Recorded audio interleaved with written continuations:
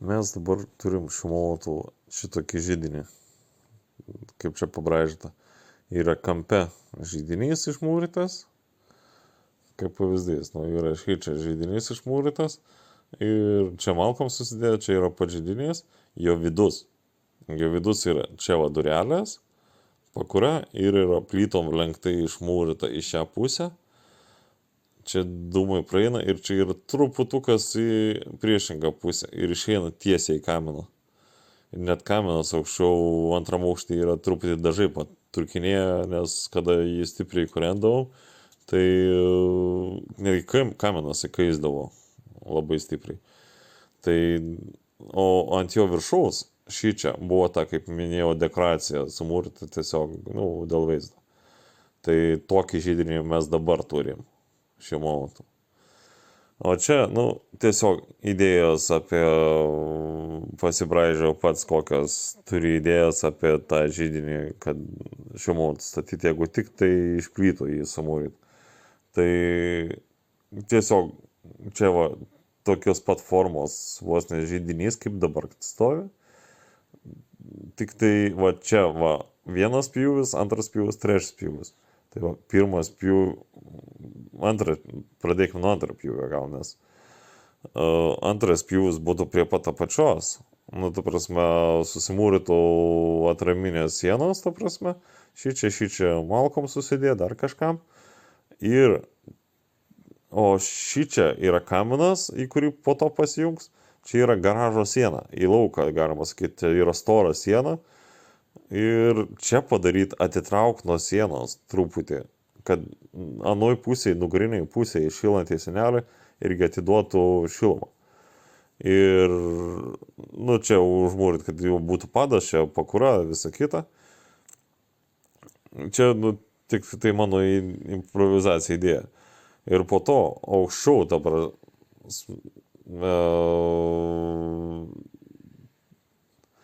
čia kaip ir jo pakura, o čia yra ta žemesnė vieta, kur malkos susideda ir čia į tą ertmę padaryti angas, kad čia ją uždaryti galuose, kad nebūtų bjauraus plyšio vaizdo gadinimo. Ta prasme, kad įeitų, išsimūrytų per visą jo aukštį ir po to ant jo dėkiam kampu palei sieną gilyn. Ir čia gal palei garažą sieną ir vėl gilyn ir palei garažą sieną. Ir taip sluoksnis. Ir pačiam viršų išėjimas į kaminą. Tokia idėja. Ir, ta prasme, kad cirkuliuojantis oras už židinio ir senelės, kurios nugarinės pusės įkaist, ko dabar, ta prasme, židinys, jisai pašyla tik tai ta vieta, viršus. Šito dabartinio mūryti. Jisai nėra visiškai efektyvus. Esmė ta, kad sumūryti tokį iki pat viršaus, ta prasme, lubų. Čia lubų aukštis yra 2,50 m nuo grindų. Ta prasme, sumūryti ir sienelę iki pat viršaus. Tai, kad į šičia kampe, kaip ir vizualiai iš durelio pusės, atiduotų į pirmo aukšto šilumą. O čia iš to plyšio už židinio, čia palei kaminą ir palei garažo sieną, pracirkuliavęs oras iki pat viršaus užšilęs, per angas išpjautas per grindis į antrą aukštą, nes lygiai tas pats kampas yra ir antram aukšte, šildytų antrą aukštą. Tai prasme, perėjęs čia tik senelė jau anksčiau ant židinio, bet mūrinėjama kampu, tokį, kad primelt gal dūmai vaikščiotų. Ir atiduotų į kaminą. Tada. O čia per ortakius iš už židinio esančio, kuris būtų uždarytas į pirmą aukštą. Tik apačioje būtų skylės. Pakilęs karštas oras išeitų į antrą aukštą. Sušildytų antrą aukštą. Bet mes dabar ir sprendžiam 2 variantus. Šitą židinį statyti, kur šildytų pirmą ir antrą aukštą, bet mes prarastumėm esantį vonios kambarį, kuris yra vonios kambarys, toliau, kur neprieitų šiluma. Nes mes dabar praėjusią žiemą šildymas pirmam aukšte buvo oras, šilumos siurblys, kuris šildytavo patalpą, kur ir šitą židinį šildytų. Ir antram aukšte oras. Tai kaip ir viskas tvarkoja, bet kur iš kambario išėjęs šiluma, namo sandara yra tokia. Vat, čia yra namas, čia yra garažas. Dastatytas, čia yra kaip laukinė siena, ta prasme, ten nusvara tarpu tiksliau, ten tiek šilta. Čia yra kaminas namo centre su 3 skylėm, ilga skylė, per plytą ilga skylė ir maža ventiliacijos skylė. Čia yra į lauką išėjimo duris, čia yra siena, čia taip siena.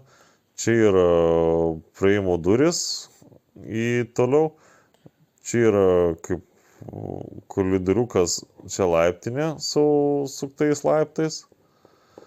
Ta šiluma kaip ir tais laiptais pakyla į antrą aukštą ir visą laiptinę apsišildo per tas duris išėjus šiluma, nes mes turim patirti, čia stovi kondicionierius, kad numatyta toj vietoj, kad pirmą aukštą neišeitų visa šiluma, laikytųsi kažkiek ir kiltų čia, laiptinė apšilta. Bet laiptinė yra vėsesnė, laiptinė nieko tokio, kad vėsesnė.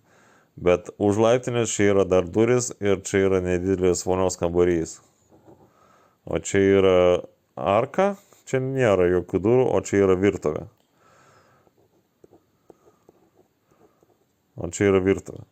Tai virtuvė irgi kaip nieko tokio, čia maistas gaminas, dar kažkas, tai ateityje bus šitas sujungiamas vonios kambarys padaroma, bet čia bus ateityje tik tai. Tai esmė ta, kad čia kaip ir viskas tvarkoja, apsišildo nuo oras, bet tas pats būtų ir nuo židinio, kur židinys stovi, pagrindė židinys stovi va šičia į kampą, kampinis, kuris nieko nešildytų, bet ir permūrijus, jisai čia stovėtų. Ir antras aukštas lygiai tas pats yra va, šitoks kambarys, šita va, vientisa ertmė yra antro aukšto kambarys irgi, kurį mums reikia apšildyti. Čia virš garažo yra šaltas kambariukas, antram aukšte čia jo nereikia šildyti. Tai antram aukšte yra tik tai laiptus užlipus, čia kaip antro aukšto laiptinės tokia terasėlė, kuri tikrai per duris išėjusio oro, kaip ir pakankamai pašyla. Bet esmė ta, kad dėl šito židinys, greičiausiai dėl šito vonios kambarį, VC pažymėsim, kad vonios kambarys, tualetas, kaip sako. Tai esmė ta, kad mums pagrindinė priežastis išlieka, kad šitas kambarys, jisai lieka visiškai šaltas. Jisai turi būti vos ne vienas iš šilčiausių, kad būtų malonu maudytis. Tai vat, kaip padaryti, kad šitas židinys šildytų ir šitą patalpą. Su ortakiais į antrą aukštą, čia skaitykim ortakius padarius keletą ar kažką, iš nugarinės, kad nešildytų garažo sienos ir kamino, o atiduotų per ortakius į antrą aukštą. Tiesiog, kaip ir viskas tvarkoja, gal reiktų padaryti, bet kaip šitą išspręsti. O kitas variantas planuojamas, tai yra kaip ir rankpinigiai pramokėti čia židinys, kuris yra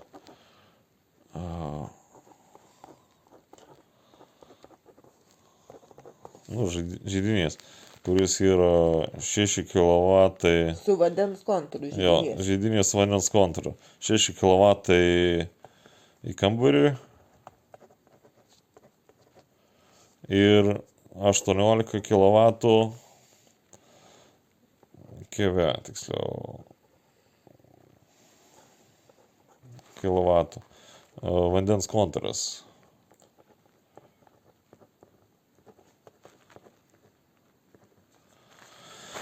Vandens kontūras. Nustatyti tada čia židinį tokį ir jungt tiesiogiai kaminą, nes per įsinelę nelabai teisinga, man atrodo, būtų jungt tokio efektyvaus, nes tiek su dervos pradėjus formuoti sienelę sugriaužtų, kai mano pirma mintis buvo čia statyti senelę ir pajungti kaminą, tai statyti šitokį ir yra visa šildymo sistema jau yra, kaip sako.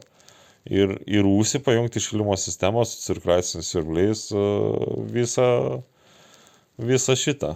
Kad šildytų tiek pirmam aukšte radiatorius, tiek antram aukšte radiatorius, tiek vonios kambarių radiatorius, tiek virtuvė, tiek laiptinių radiatorių yra sudėti. Tiek, ta prasme, jeigu kartai atsatyti pasikeis šildomos grindys šį čia vonios kambarį, tai galės padaryti šildomas grindis nuo šito židinio būtent. Tai va čia tokia idėja. Bet reikia tada statyti šildymo.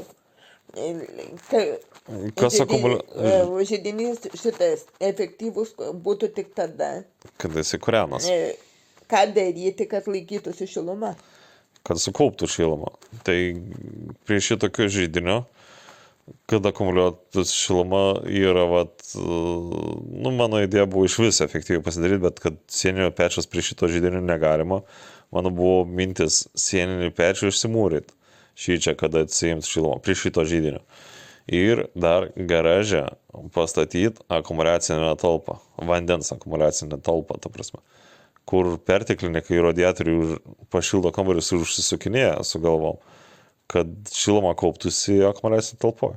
Dabar sieninio pečiaus nebeliktų, bet pasistatyti akumuliacinę talpą, kokio kubinių metrų ar 2, į kurią sukauptų šilumą židinys.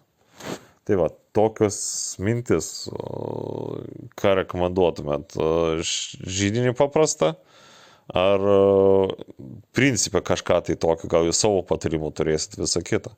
Bet va čia tokios idėjas, kad jau jūs atvažiuodamas maždaug žinotumėte tą situaciją ir telefoną, jeigu susiskambinsit. Tai va, gerai, dėkui tada ir susieksim.